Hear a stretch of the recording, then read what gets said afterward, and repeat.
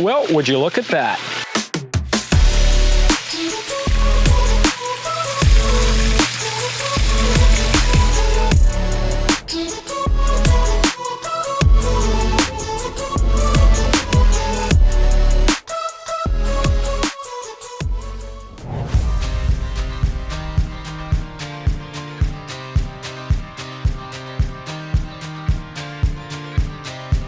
Okay, so if you watch our channel, you know that our basins don't typically look like this, but we don't always have 3 drain lines running through them either. So we kind of adapt and overcome. We got 2 lines running up here on an angle, so we can't excavate the basin level. And then we have this line that's way up here. We know we knew they were here, but this is where the feature needed to go, and we knew we could make it work. So that's why it's not level. I did make sure that our pump vault, which goes in 6 inches lower than everything else so it can capture all the water in the reservoir. I did make sure it's in the lowest point of the basin, and then it just kind of slopes up there. We step up over there. This corner isn't going to have any aqua blocks. I'll just fill it in with gravel. It'll still provide some water storage, but not as much as if aqua blocks had gone in, which is fine because this is just a bubbling rock.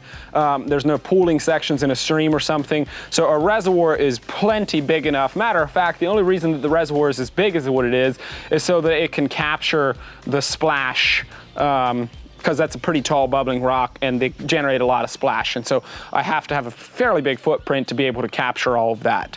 So while doing this to your basin is going to reduce the amount of water in your reservoir, it's not going to reduce the footprint that can collect splash off the bubbling rock. So it's going to work. It's not quite as neat and tidy as what we typically like it, but yeah, you make it work. The next step, we're going to put in our heavy felt just to protect the liner.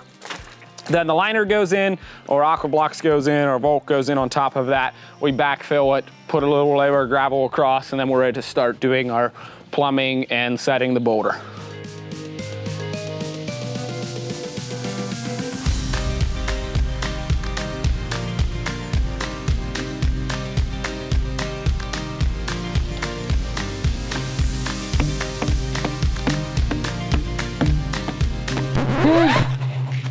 Having struggles? Yeah.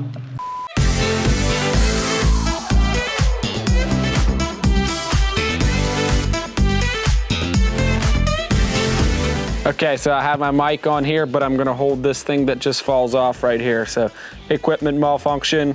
Is it working, dude? Yeah. Oh, cool. So we did a thing. Here's the thing we did. There's the plumbing, comes over here. We just run a 90 up, and most of the time we use schedule 40 up through here, but sometimes it doesn't go in there because it's just a touch too small. This one actually had to smash flex pipe through. But everything is running schedule 40 except these little churns here because it's much easier to do that in flex. Just bring them up that far, and then we'll smear, we'll either pond foam that or smear some silicone around there to make sure that we're getting everything coming out the top. And oh, we also set the boulder on some shims. I got some pretty big chunkers sitting around here. That way it doesn't smash our 90s down there. All right, let's bring in some gravel. Oh, we figure 6 inches of gravel on top of the basin, so that should bring that up to the top of this to hide all of the plumbing. Let's go!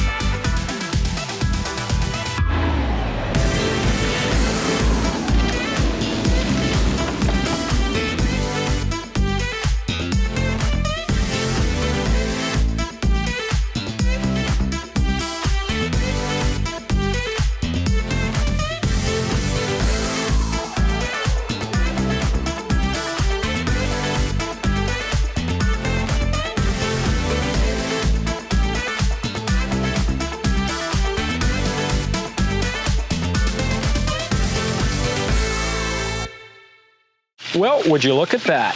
After we had our gravel in, it's just a matter of, you can see on the time lapse, we ran our plumbing up through the bottom. I'm not sure if I talked about that or not. We just run plumbing up there, do a 90 on it, stub it into the valves that I had showed you previously, and away she goes. This one has water treatments on it to control string algae and help water clarity. This is what the finished setup looks like. This is the dosing system that puts a bacteria into the water to help keep the water clear.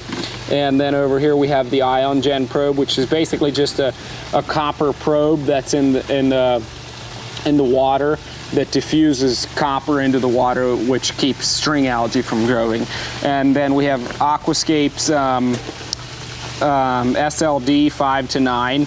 This one will connect to your Wi-Fi and you can control it on your phone, adjust the speeds. It's variable speed pump, how you can adjust how fast you want the flow to come. And you can also set timers and all of that stuff, turn it on and off remotely. So it's got all that on. We also added some lights to it. We got the Aquascape 3-watt lights in the corners to light this thing up real nice at night. And I like when we can put all the elements into someone's backyard. Fire, water, lighting, plants, hardscape. It's fun to bring all of those together, and I think they complement each other nicely. So thanks for following along on this build. If you like this kind of content, subscribe to the channel, and we'll see you on the next one.